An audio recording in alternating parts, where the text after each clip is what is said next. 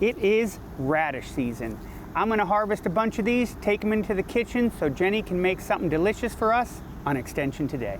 Extension Today is sponsored by the Ohio State University College of Food, Agricultural, and Environmental Sciences. Jenny, besides, say, a salad, do you have any other favorite recipe you like to use with radishes? You can pickle them. So I'm gonna start by slicing the radishes. We just wanna get enough to be able to fill a mason jar. Before I get too far, I do want to add some spices for flavoring, and I have whole spices here, some celery seed, mustard seed, and I have some black peppercorn. Now that I've added those spices, I'm just gonna fill the jar the rest of the way. To make the brine, I'm going to combine 1 part vinegar with 1 part water, and then I'm going to season with a little bit of sugar and a little bit of canning salt. Once the brine is at a rolling boil, take it off of the heat and ladle it right over top of your vegetables. You would want to put these in the refrigerator to let the flavor develop, and then they'll keep in the refrigerator for up to 2 weeks. If you want this recipe and more ideas for your radishes, visit go.osu.edu/extension today. Extension Today is sponsored by the Ohio State University College of Food, Agricultural, and Environmental Sciences.